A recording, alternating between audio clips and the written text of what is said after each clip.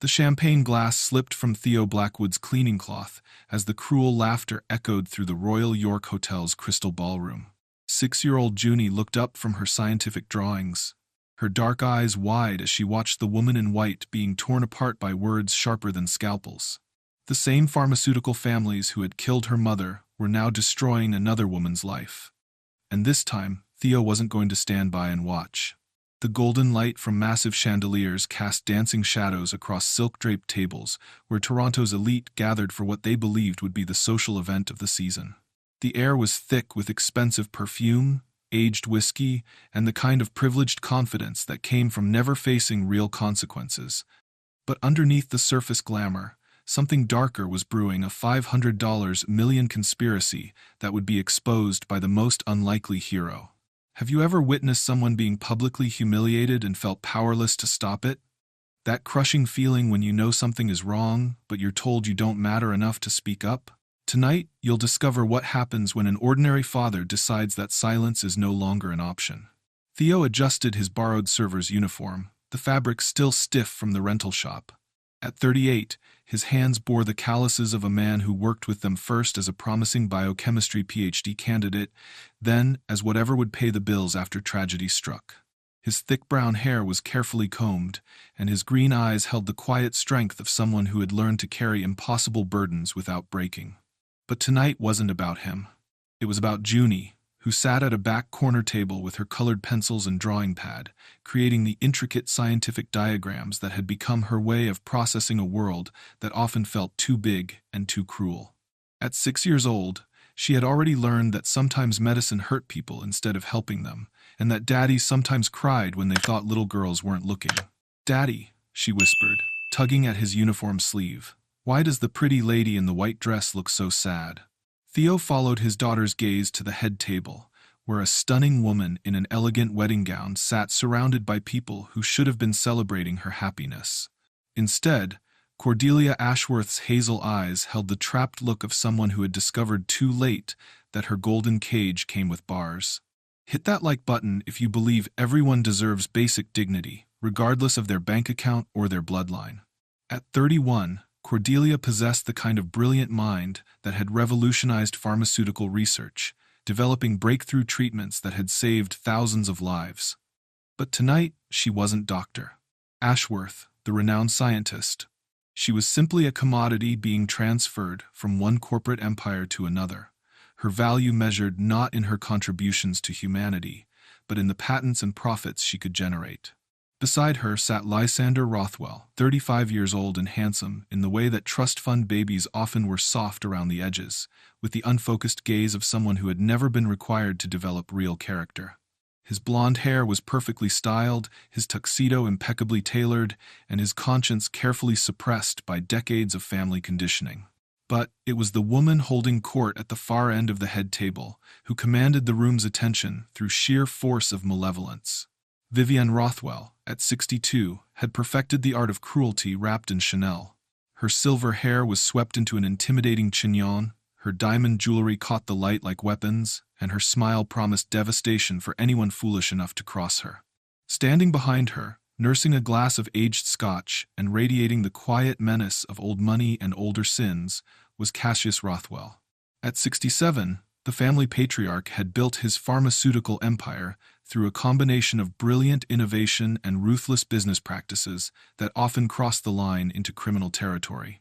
Tonight, his weathered face held the tension of a man who knew his empire was about to crumble unless this merger went through exactly as planned. But to understand why this moment would change everything, we need to go back 4 hours earlier, when a desperate father made a choice that would expose a conspiracy worth $500 million. The morning sun was just beginning to creep through the windows of the Meridian Pharmaceuticals Tower as Theo finished his overnight cleaning shift. Floor by floor, he had worked his way through the building, where some of Canada's most important medical research took place, invisible to the executives who would arrive in a few hours to make decisions that affected millions of lives. Junie sat in the security guard's break room, carefully coloring a diagram of molecular structures that would have impressed most graduate students. She had been coming to work with her father for 2 years now, ever since the cost of childcare became impossible to manage on a janitor's salary. The building's security staff had adopted her as an unofficial mascot, taking turns watching her when Theo had to work in areas where children weren't allowed. "Daddy, is this the building where they make the good medicine or the bad medicine?" Junie asked, holding up her drawing of what looked like a complex protein structure. Theo paused in his mopping, the question hitting harder than his 6-year-old could possibly understand. "They try to make good medicine here, sweetheart. Sometimes people make mistakes, but most of the scientists here really want to help people get better." What he didn't tell her was that this building belonged to Cordelia Ashworth, the woman whose research had the potential to revolutionize cancer treatment. What he also didn't tell her was that in a few hours, he would be serving champagne to the same pharmaceutical executives whose company had killed her mother through falsified clinical trial data.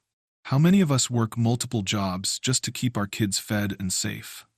How many of us have had to swallow our pride and smile at people who wouldn't give us a second thought? Theo's life had become a careful balance of surviving each day while protecting his daughter from the harsh realities that poverty brings. 4 years ago, Theo had been Dr. Theodore Blackwood, a promising biochemistry PhD candidate whose research on cellular regeneration had caught the attention of major pharmaceutical companies. He had a brilliant future ahead of him, a loving wife named Sarah, and dreams of contributing to medical breakthroughs that would save lives.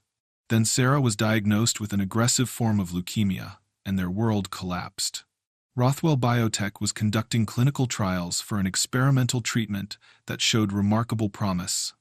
Sarah qualified for the trial, and they threw themselves into the process with desperate hope.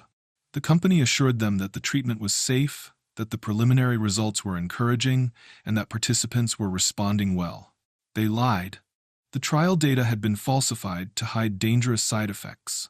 12 patients died from complications that Rothwell Biotech knew were likely, but chose to conceal.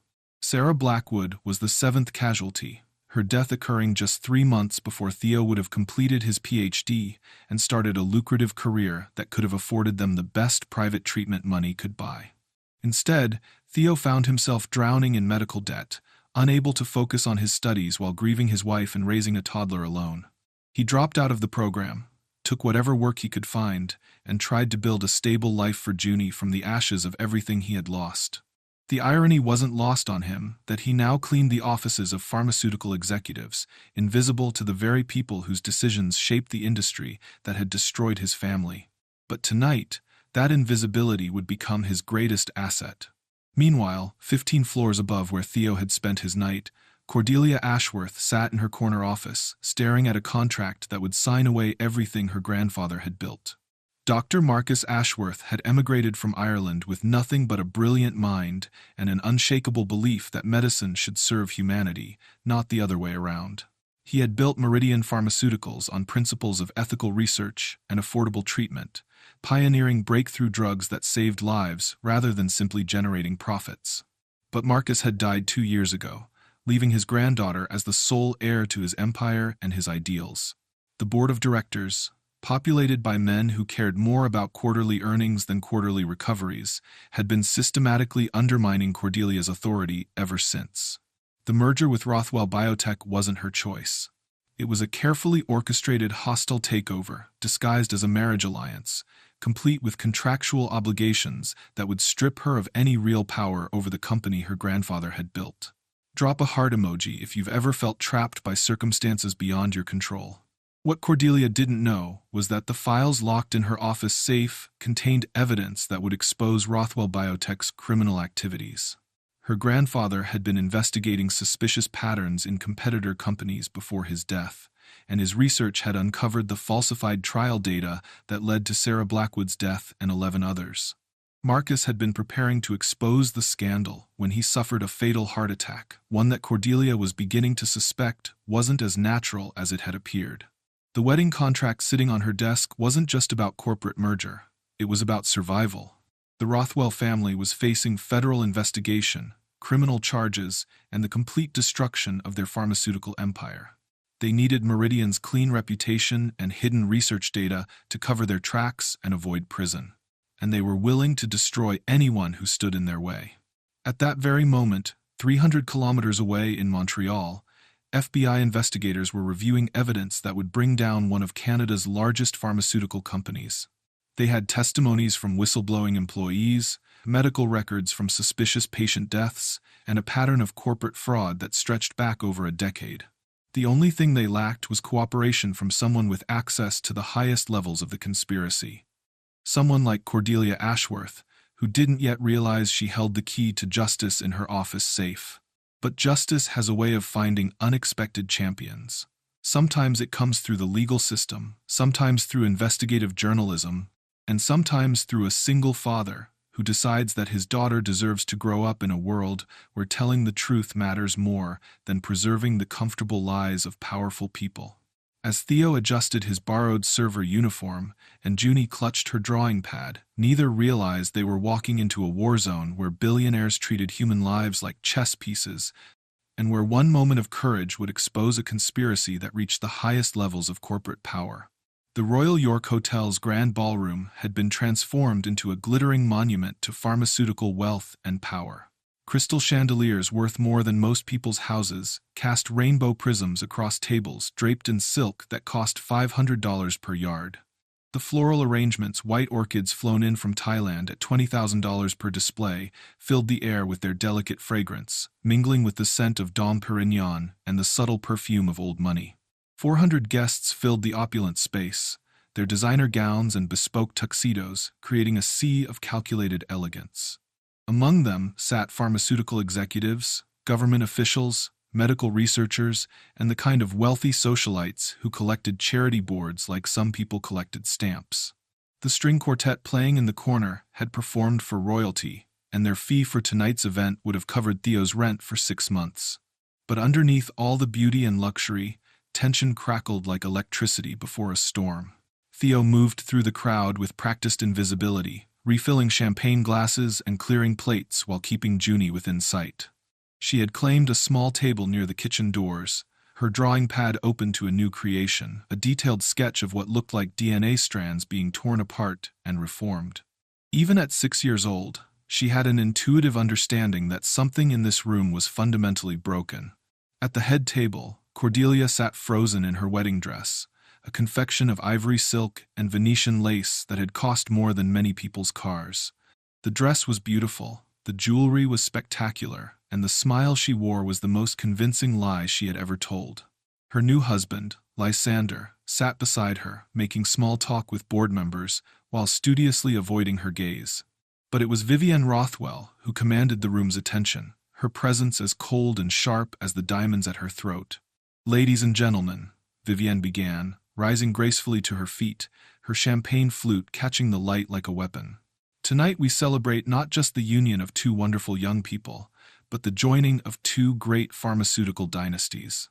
The applause was polite, measured, the kind of response that spoke more to social obligation than genuine enthusiasm. "Of course," Vivienne continued, her smile sharpening, "we must acknowledge that this represents quite an adjustment for our dear Cordelia. After all, the Ashworth name has only been in pharmaceutical circles for 2 generations, hardly long enough to develop the deep understanding of medical responsibility that comes with true pharmaceutical legacy." The first cut was subtle, delivered with such elegant phrasing that it took a moment for the insult to land. Several guests shifted uncomfortably in their seats, recognizing the beginning of something uglier than a simple wedding toast. Theo's hands stilled on the champagne bottle he was holding. Something about the woman's tone, the calculated cruelty wrapped in silk gloves, triggered memories he had spent years trying to suppress. "Grandmother," Lysander began weakly, "perhaps we should—" "Nonsense, darling." Vivienne cut him off with a gesture that brooked no opposition. "I'm simply sharing some family history. You see, the Rothwell name has been synonymous with pharmaceutical excellence for 5 generations. We've built hospitals, funded groundbreaking research, shaped medical policy at the highest levels. It's a weighty legacy for someone to inherit through marriage." The emphasis on inherit carried a clear implication. Cordelia was an outsider, someone who had married into respectability rather than earned it through bloodline and breeding. We've all seen bullies in action, but what happens when they have billions of dollars and the power to destroy lives with a single decision? At a table near the back, Cassius Rothwell nodded approvingly at his wife's performance. At 67, he possessed the cold calculation of someone who had built an empire through strategic cruelty. Tonight's humiliation wasn't random entertainment, it was a calculated strategy to break Cordelia's spirit before she had a chance to resist the post-wedding corporate restructuring they had planned. "I remember," Vivienne continued, her voice carrying easily across the silent ballroom, "when Marcus Ashworth first arrived from Ireland with nothing but ambition and a third-rate medical degree.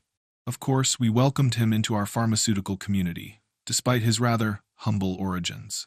After all, diversity can be quite refreshing, even if it lacks the refinement that comes with proper breeding." The insult hung in the air like poison gas. Several guests looked down at their plates, uncomfortable with the naked cruelty but unwilling to challenge someone with Vivienne's power and connections. Cordelia's hands trembled against her champagne glass, her knuckles white as she fought to maintain her composure. She had known this family was ruthless in business, but she had never imagined they would humiliate her so publicly, so deliberately, at her own wedding.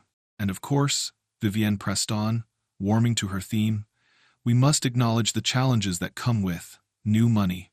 The Ashworth fortune, such as it is, was built on a single lucky patent and good timing. Not quite the same as a legacy built through generations of medical innovation and social responsibility." That's when Theo realized exactly who these people were.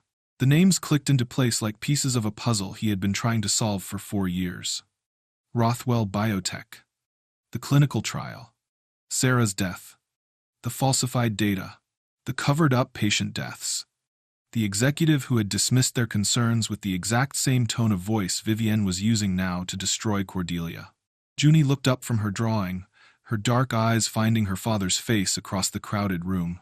Even at 6 years old, she could read his expressions like a favorite book, and right now, his face was telling a story about anger and recognition and painful memories. "Daddy?" she whispered to the empty air between them, though he was too far away to hear. At the head table, Vivienne was just getting started. "I do hope Cordelia understands the enormous responsibility she's taking on," she said, turning to address the bride directly for the first time.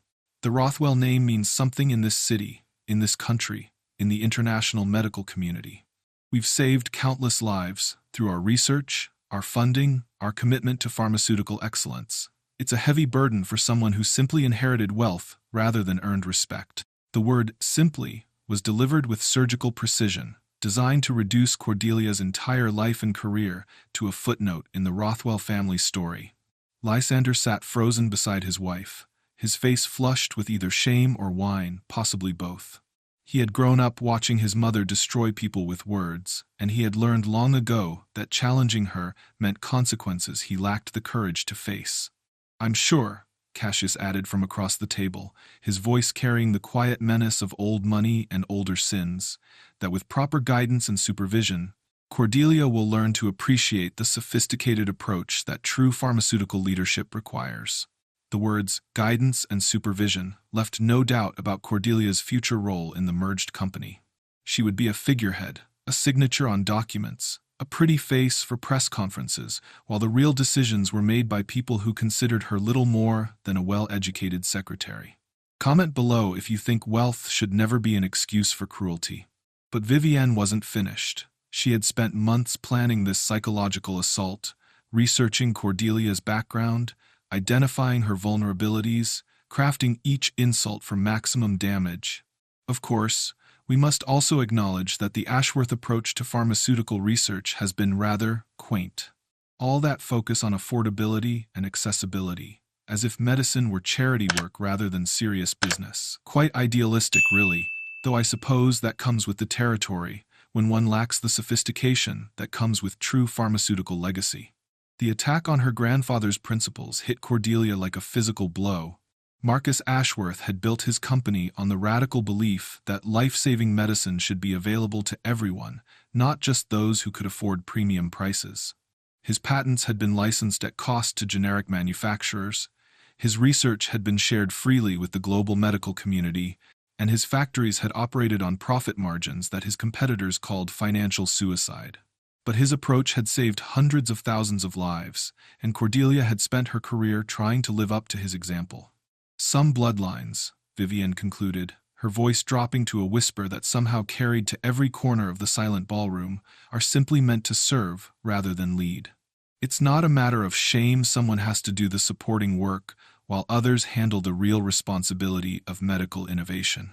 The final insult was delivered with a smile that could have cut glass. That's when Junie stood up from her table, her small hands clutching a drawing that she had been working on throughout the evening. She walked with the fearless determination that only children possess, weaving between tables until she reached her father's side. "Daddy," she said in her clear, caring voice, "why are the medicine people hurting the pretty lady?" The innocent question fell into the silence like a stone into still water, rippling outward until every person in the ballroom had heard and understood. Theo looked down at his daughter. Then at the drawing she held a detailed sketch of molecular structures being torn apart by dark figures in expensive clothes. Even at 6 years old, she had understood exactly what was happening in that room. And in that moment, Theo Blackwood made a decision that would change everything. But Vivian Rothwell had made one crucial miscalculation. She assumed everyone in that room was either too wealthy to care or too poor to matter. She forgot that some people have nothing left to lose, and that sometimes the most dangerous person in a room full of billionaires is someone who values integrity more than income. Theo set down his champagne bottle with deliberate care, the crystal making a soft chiming sound against the marble serving station. Around him, the ballroom fell into the kind of silence that happens when 400 people collectively hold their breath, sensing that something significant is about to occur. Junie's question hung in the air between them. Why are the medicine people hurting the pretty lady? For 4 years, Theo had carried the weight of Sarah's death in silence.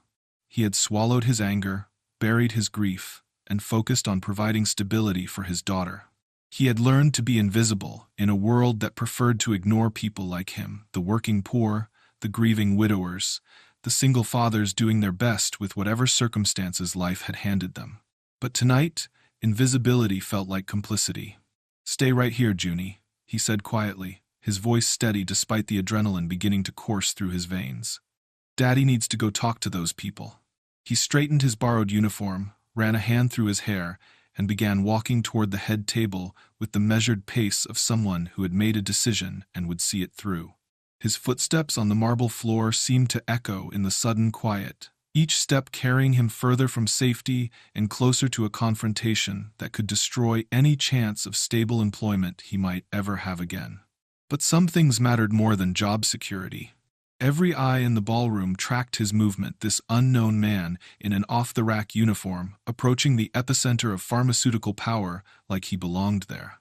Vivienne noticed him first, her predatory instincts alerting her to potential disruption of her carefully orchestrated performance. "Excuse me," Theo said, his voice carrying without shouting. It was the voice of someone used to being heard on construction sites over heavy machinery, calm and authoritative despite the circumstances. "I believe there's been a misunderstanding about what weddings are for." The words fell into the silence like a challenge thrown down at the feet of power. Vivienne turned to face him fully, her expression shifting from surprise to disdain in the space of a heartbeat. "I'm sorry, but who are you exactly? I don't recall seeing your name on the guest list."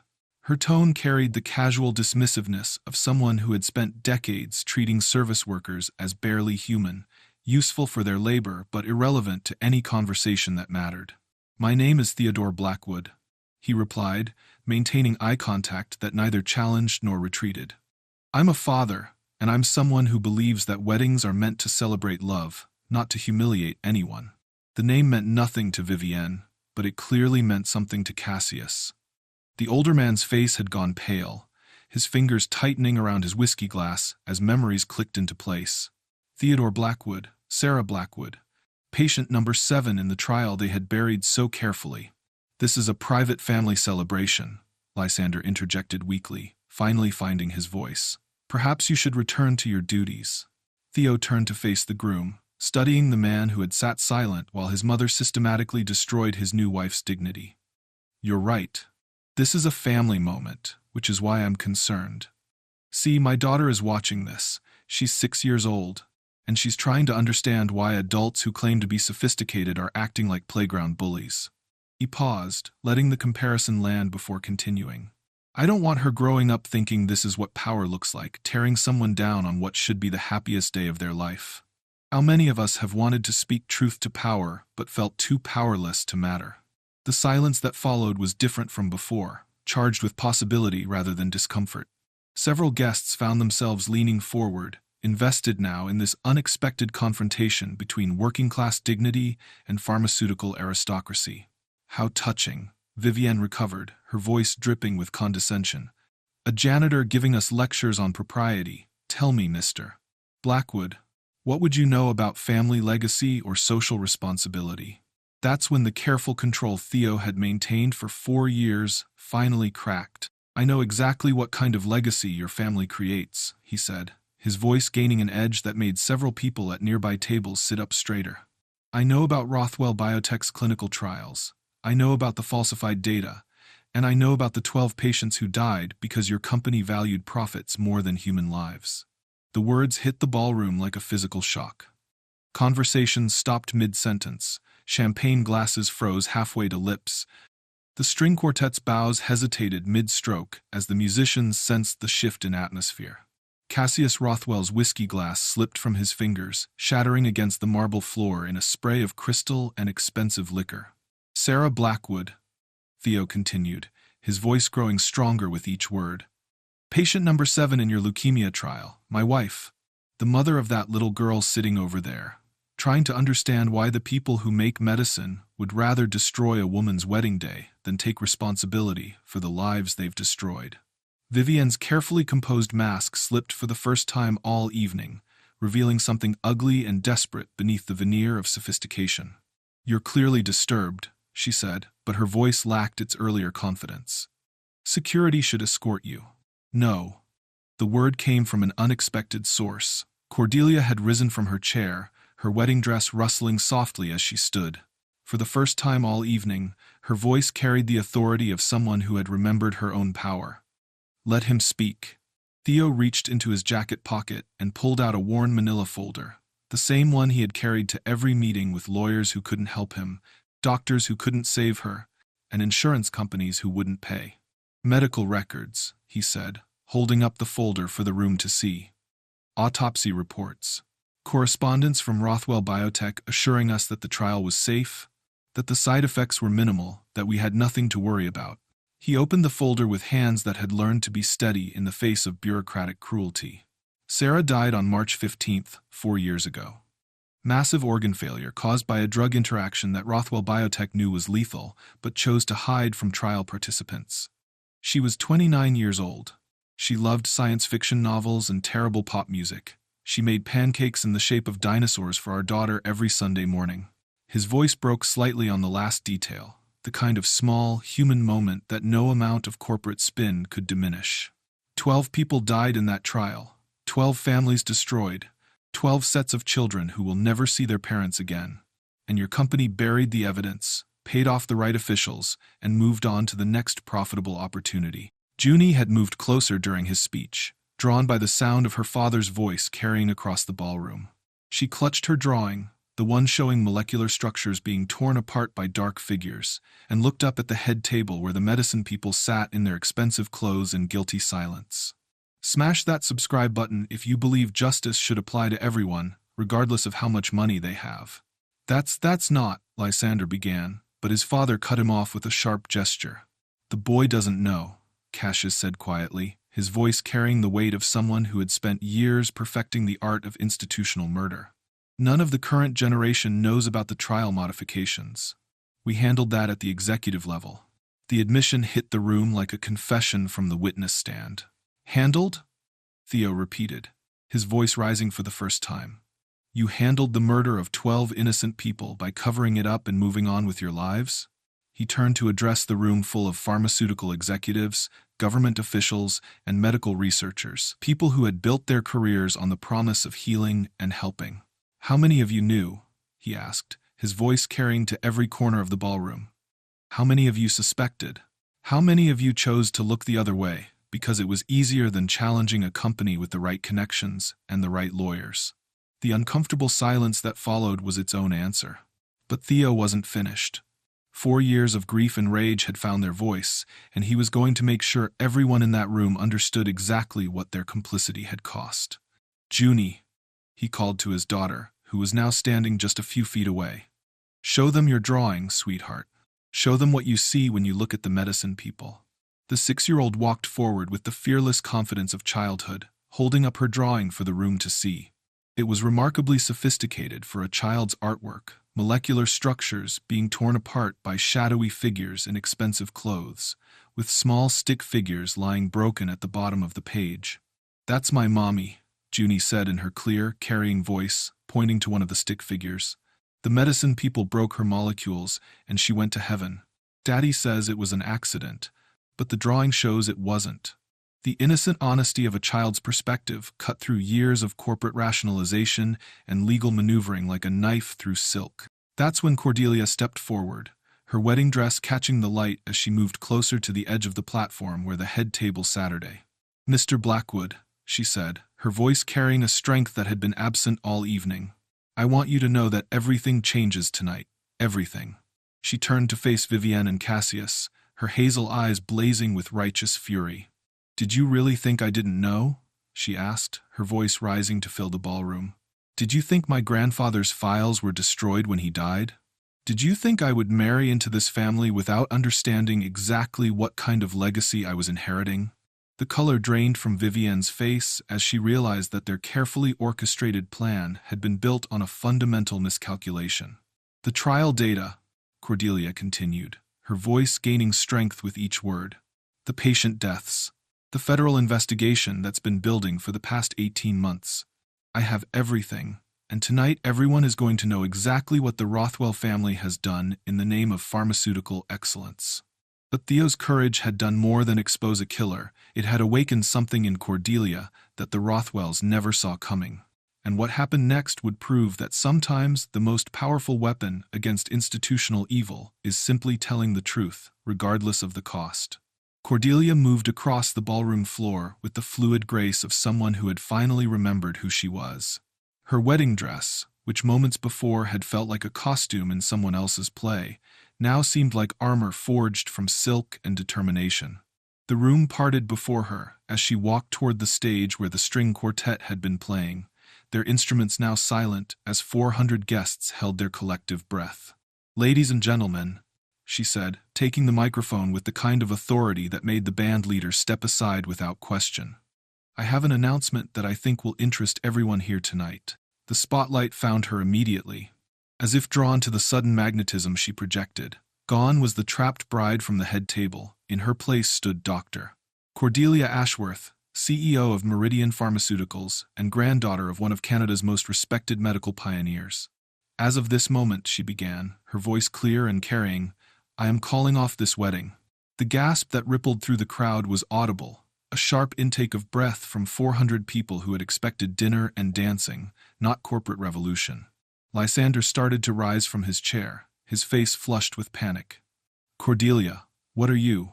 "I am also," she continued, her voice gaining strength, immediately withdrawing Meridian Pharmaceuticals from all merger negotiations with Rothwell Biotech. The $500 million deal that was supposed to be finalized tonight is officially canceled. She pulled out her phone, her fingers moving swiftly across the screen as photographers who had been hired to capture wedding bliss instead found themselves documenting corporate catastrophe. "I'm sending formal withdrawal notice to both legal teams now," she said, holding up her phone for the room to see. "Mr. Bellamy, my attorney, will handle the details, but the decision is final and non-negotiable." The room erupted. Pharmaceutical executives pulled out their phones, desperately trying to calculate stock market implications. Board members huddled in urgent, whispered conferences. The hotel's event coordinator stood frozen at the back of the room, completely unprepared for a social function that had transformed into financial warfare. But Cordelia wasn't finished. "You see," she said, her voice cutting through the chaos, "what the Rothwell family didn't realize is that I've spent the past 6 months investigating their corporate practices. My grandfather began that investigation before his death, and I continued it after discovering some rather disturbing patterns in their clinical trial data." Cassius Rothwell had gone completely pale, his weathered hands gripping the edge of the table as he realized their carefully constructed plan was collapsing in real time. 12 patients died in Rothwell Biotech's leukemia trials. Cordelia continued, her voice carrying to every corner of the ballroom. 12 families destroyed by falsified safety data and covered-up side effects, including Sarah Blackwood, the wife of the man who just showed me what courage actually looks like. She gestured toward Theo, who stood near his daughter with the quiet dignity of someone who had finally seen justice acknowledged, if not yet served. The federal investigation that's been building for 18 months is about to receive some very interesting evidence, Cordelia announced, pulling a flash drive from her purse. Clinical trial data, internal communications, financial records, and witness testimonies that will expose a pattern of criminal negligence stretching back over a decade. Sometimes the most powerful thing we can do is simply tell the truth, regardless of the cost.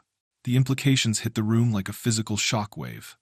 If Cordelia had evidence of criminal activity, the merger wasn't just canceled, it was evidence in a federal case. The Rothwell family wasn't just facing business disappointment. They were looking at potential criminal charges, civil lawsuits, and the complete destruction of their pharmaceutical empire. Vivienne finally found her voice, rising from her chair with fury radiating from every pore. "You little fool," she hissed, advancing toward the stage. "Do you have any idea what you've just done? The partnerships, the research grants, the international collaborations, you've destroyed everything." "I've destroyed a criminal conspiracy," Cordelia corrected, her voice steady despite the venom being directed at her. "And I've honored the memory of 12 people who died because your family values profits more than human lives." She held up Junie's drawing, which Theo had given to her during the confrontation. "A 6-year-old child understands more about medical ethics than your entire board of directors," she said. "This drawing shows exactly what your company does. It breaks apart the things that should heal people and leaves families destroyed in the process." The simple honesty of a child's perspective, displayed for a room full of pharmaceutical power brokers, carried more moral weight than any corporate mission statement or ethics policy ever written. "Mr. Blackwood," Cordelia said, turning to address Theo directly, "I want to publicly apologize for my industry's failure to protect your wife and the other trial participants. And I want you to know that, as of tomorrow morning, Meridian Pharmaceuticals will be establishing the Sarah Blackwood Foundation for Clinical Trial Ethics, with initial funding of $50 million. The announcement hit Theo like a physical blow. For 4 years, he had fought for recognition that Sarah's death mattered, that it wasn't just an acceptable cost of medical progress. To hear her name spoken with respect, in a room full of the most powerful pharmaceutical executives in the country, it was vindication he had never dared to hope for. Share this story if you believe corporations should be held accountable for the harm they cause to real families. But the evening's revelations were far from over. "There's something else this room should know," Cordelia continued, her voice taking on a harder edge. "My grandfather's death 2 years ago wasn't the heart attack we were told it was. Medical records that I've recently obtained show clear evidence of poisoning specifically, a compound that mimics cardiac arrest and was being developed in Rothwell Biotech's research labs." The accusation hung in the air like a live grenade. Cassius Rothwell rose from his chair with the slow, deliberate movement of someone whose world was ending in real time. "That's a very serious allegation," he said, his voice carrying the quiet menace of old money and older sins. "I hope you have evidence to support such claims." "I do," Cordelia replied simply. "Autopsy tissue samples, toxicology reports, and security footage from the night my grandfather died, all currently in the possession of federal investigators." The silence that followed was the kind that happens when powerful people realize their power has run out. It was broken by an unexpected voice, Lysander Rothwell, speaking for perhaps the first time in his adult life without his parents' permission. "I didn't know," he said, his voice barely above a whisper, but carrying clearly in the silent ballroom. "About the trials, about the deaths, about any of it. They told me the merger was about expanding our research capabilities, about creating better treatments for more patients." He stood up slowly, his face ashen as the full scope of his family's crimes became clear. "Cordelia, I am so sorry. For tonight, for everything, for being too weak to stand up to them when it mattered." It was perhaps the first authentic moment of his life, and it came at the cost of everything his family had built. The sound of sirens began to filter through the ballroom's thick walls, federal agents responding to evidence that had been submitted electronically even as Cordelia spoke. Justice, it seemed, moved quickly when the evidence was overwhelming and the witnesses were credible. "Ladies and gentlemen," Cordelia said, returning her attention to the stunned crowd, "I suggest you all examine your own business practices very carefully. Because this is what accountability looks like in the pharmaceutical industry, and things are about to change very dramatically for everyone." As federal agents entered the ballroom to arrest Cassius and Vivienne Rothwell, Cordelia stepped down from the stage and walked directly to where Theo stood with his daughter. "Thank you," she said simply, "for showing me that courage doesn't require a pedigree and that standing up for what's right is always worth the cost." Theo looked down at Junie, who was watching the medicine people being taken away in handcuffs with the fascinated attention that children bring to moments when the adult world finally makes sense. "Will the medicine people stop hurting families now?" Junie asked. "Yes, sweetheart," Theo said, finally able to give his daughter an answer that wasn't a comfortable lie. "I think they will. But what happened next would prove that real justice takes more than one moment of courage. It requires a complete transformation of how we treat human dignity, and sometimes the most beautiful changes come from the most unexpected places." The dawn light filtering through the windows of the federal courthouse cast long shadows across the marble floors as Cassius and Vivienne Rothwell were led away in handcuffs. The images would dominate financial news broadcasts for weeks, two of Canada's most powerful pharmaceutical executives doing the perp walk while their billion-dollar empire crumbled around them. Within 72 hours of Cordelia's revelation, the dominoes began falling with devastating precision. The FDA immediately suspended all Rothwell biotech operations pending a comprehensive investigation.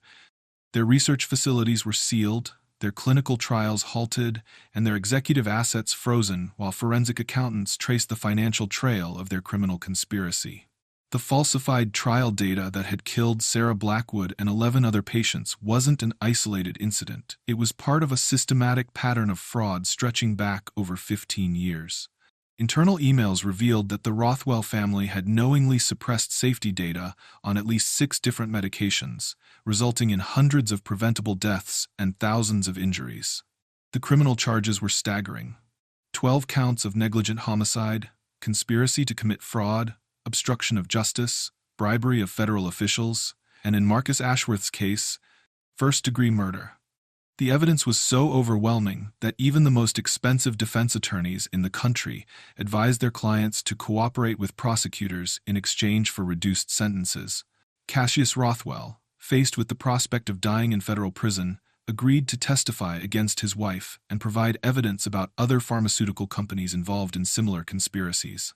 His cooperation led to the largest medical fraud investigation in Canadian history, with tentacles reaching into drug approval processes, regulatory agencies, and international pharmaceutical cartels.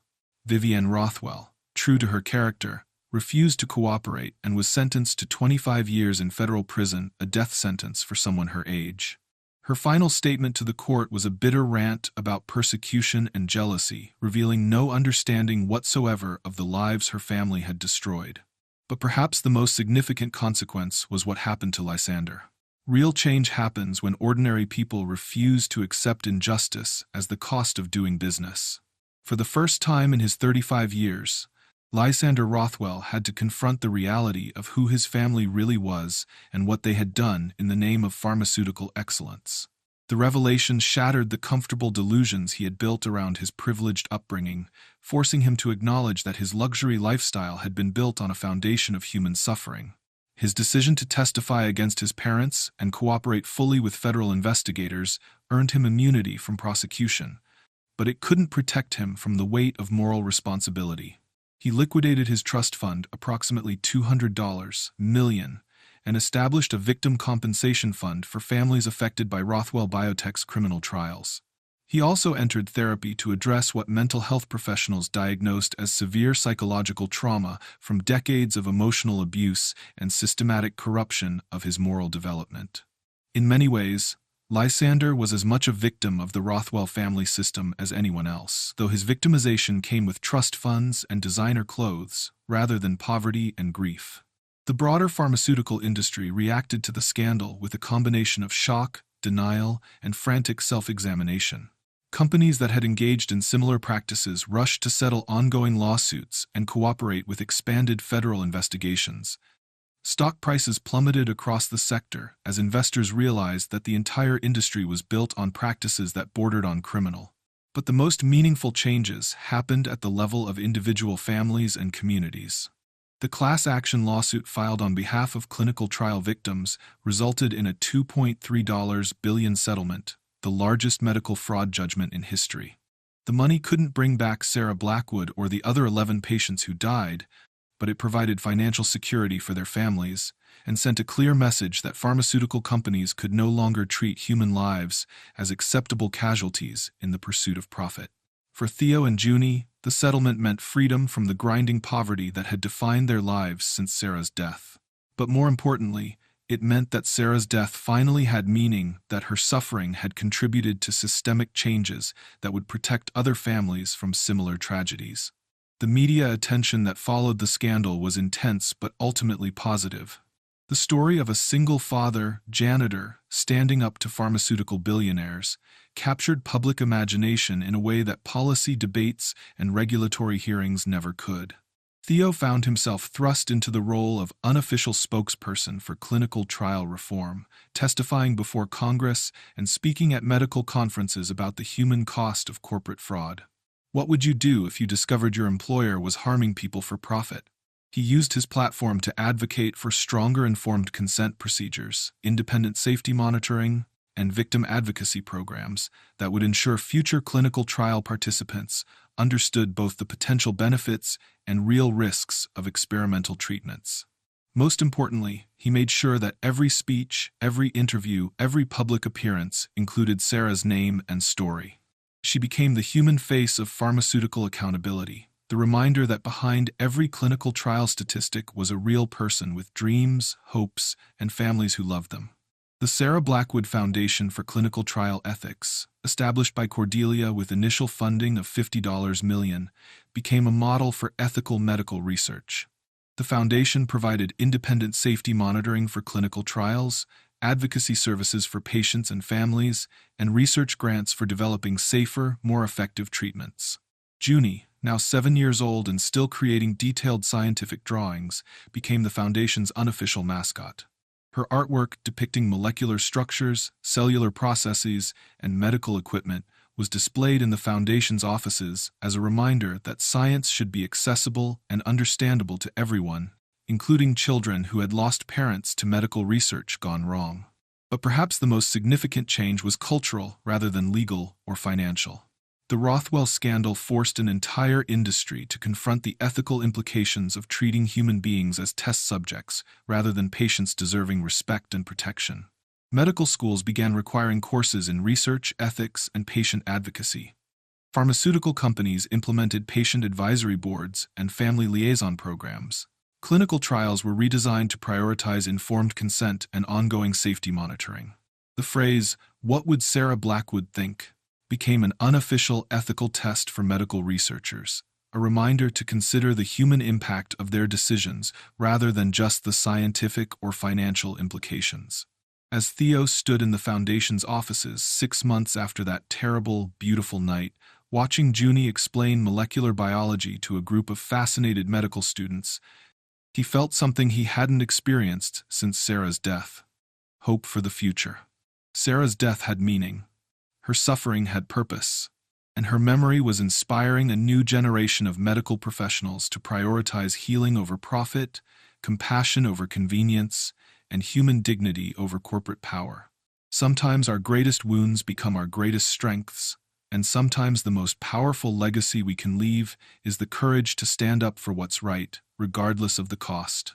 1 year after the wedding that changed everything, Theo stood in the lobby of the newly renovated Meridian Pharmaceuticals headquarters, watching Junie explain her latest scientific drawing to a group of medical researchers who listened with the respectful attention usually reserved for peer-reviewed publications. At 8 years old, she had become something of a celebrity in the pharmaceutical reform movement, not as a victim, but as a symbol of the future that ethical medical research could create. Her drawings, which had once been a child's way of processing grief and confusion, were now displayed in medical schools and research facilities as reminders that science should serve humanity rather than the other way around. This one shows how the good medicine talks to the bad cells. Junie explained seriously, pointing to an intricate diagram of cellular interaction that would have impressed most graduate students. See how it whispers, "Please go away," instead of screaming, "Die," like the bad medicine does. The researchers nodded gravely, understanding that they were receiving wisdom from someone who had learned about medical ethics through personal loss rather than academic theory. Theo had traded his janitor's uniform for business attire that reflected his new role as Director of Patient Advocacy for Meridian Pharmaceuticals. His office, the same building where he had once worked invisible night shifts, now served as the headquarters for the most comprehensive clinical trial reform program in the world. The transformation hadn't been easy. Learning to navigate corporate culture, speak at medical conferences, and testify before government committees had required skills that weren't taught in janitorial training programs.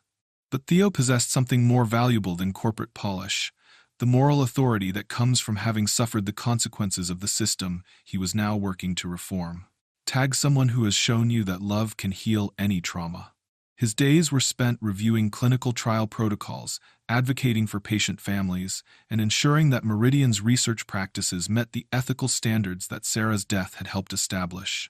It was meaningful work that honored his wife's memory while building protections for future families facing similar circumstances. But the most significant transformation had nothing to do with jobs or titles or financial security. 18 months after that confrontation in the Royal York Hotel ballroom, Theo and Cordelia had quietly begun building something that neither of them had expected, a relationship based on mutual respect, shared values, and the understanding that love could grow from admiration rather than attraction, from partnership rather than passion. Their relationship had developed slowly, carefully, with the patience of two people who had learned that the most valuable things in life required nurturing rather than conquest. They had been friends first, colleagues second, and eventually something more, though they had never rushed to define what that more might become. Cordelia had transformed as well, growing from a brilliant scientist trapped in corporate politics into a pharmaceutical industry leader whose ethical standards were setting new benchmarks for medical research worldwide. Under her leadership, Meridian had become the first major pharmaceutical company to make all clinical trial data publicly available, regardless of commercial implications. She had also discovered that leading with integrity, while initially expensive, ultimately proved more profitable than the fraud and deception that had characterized the industry for decades. Patients trusted Meridian's medications because they trusted the company's commitment to transparency. Researchers wanted to work for a company that valued scientific honesty over stock prices. Investors were learning that ethical practices created sustainable returns rather than bubble profits followed by scandal-driven crashes. Most importantly for Junie, Cordelia had become the maternal figure she had craved without ever trying to replace the mother she had lost. Their relationship had grown organically through shared love of science, mutual respect for each other's intelligence, and the understanding that families could be built through choice rather than biology. "Miss Cordelia," Junie said one evening, as they worked together on a molecular model in Theo's living room, "do you think Mommy would like our new family?" It was the question that had been hanging unspoken between all three of them for months. Cordelia looked across the table at Theo, seeing in his green eyes the same hope and uncertainty that she felt in her own heart. "I think," she said carefully, "that your mommy would be proud of your daddy for making sure her death helped save other families, and I think she would want all of us to be happy and take care of each other." "Good," Junie said with the decisive satisfaction of childhood. "Because I drew a picture of all of us together, and it looks right." She held up her latest creation, a family portrait rendered in the precise, scientific style that had become her signature. Three figures stood together in front of what looked like a pharmaceutical laboratory, but instead of the dark, threatening imagery of her earlier work, this drawing was filled with light and hope and the molecular structures of healing rather than harm. That night, after Junie had gone to bed, Theo and Cordelia sat on his apartment's small balcony, looking out at the city lights that stretched toward the horizon like promises of possibility.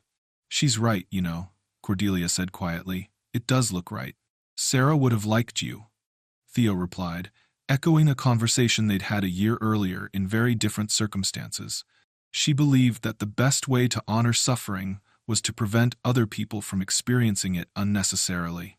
"Is that what we're doing?" Cordelia asked, Honoring her? Every day, Theo said. With every clinical trial we make safer, every family we protect, every time we choose transparency over profit, we're making sure her death mattered. They sat in comfortable silence, two people who had found each other through tragedy but were building their future on hope rather than shared trauma.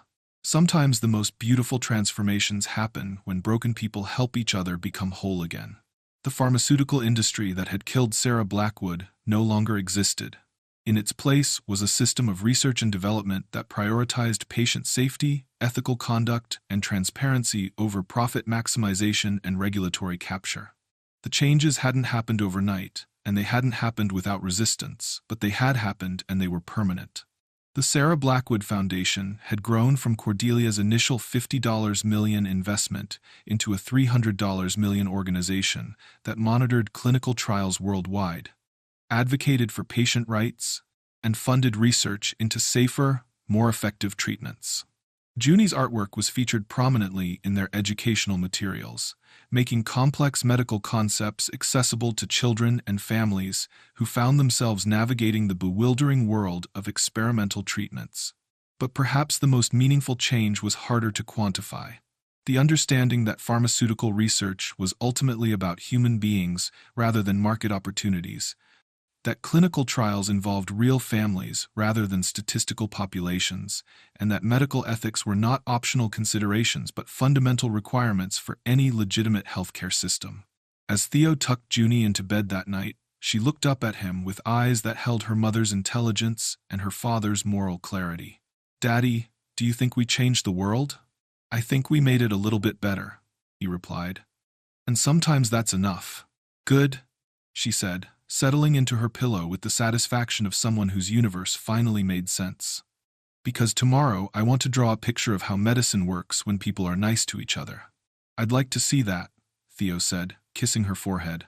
"Miss Cordelia would like to see it too," Junie added with the subtle matchmaking skills that seemed to be built into 8-year-olds. "Maybe she could come to breakfast and I could show her." "Maybe she could," Theo agreed, understanding that his daughter was offering her blessing for whatever came next. As he turned off the lights and closed her bedroom door, Theo realized that for the first time since Sarah's death, he was looking forward to tomorrow rather than simply surviving today. The future that had once seemed impossible, a life built on purpose rather than grief, love rather than loss, hope rather than mere endurance, was finally within reach. And it had all begun with a 6-year-old's question: why are the medicine people hurting the pretty lady?